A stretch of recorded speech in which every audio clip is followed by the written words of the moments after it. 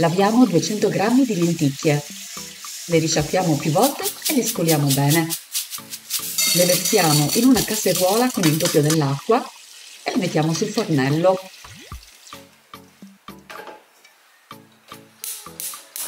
Con un coperchio, così bolliranno più in fretta, e da quando iniziano a bollire le cuociamo per 20 minuti. Mettiamo il sale alla fine, così non rimarranno dure. Tagliamo il finocchio in 4 spicchi.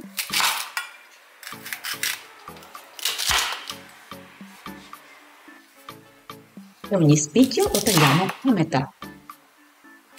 Versiamo dell'olio in una padella e aggiungiamo i nostri finocchi.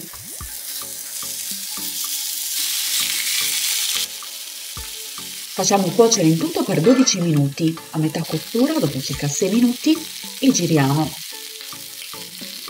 Quando avranno preso un bel colore dorato, aggiungiamo il sale e, se vogliamo, i semi di finocchio per esaltare l'aroma.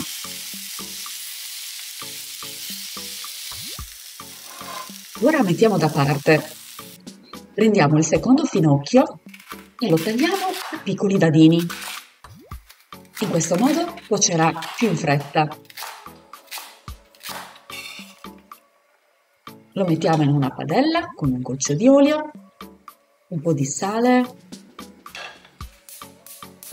e lo facciamo cuocere in tutto 10 minuti. Aggiungiamo un po' di acqua. Aggiungiamo anche gli spinaci surgelati, una grattata di scorza di limone e a fine cottura aggiungiamo le lenticchie. Impiattiamo sul piatto di portata le lenticchie e con sopra le fette di finocchio.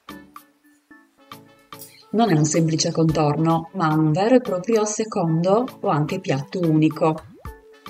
È buono, sano e nutriente. Noi ci vediamo alla prossima ricetta.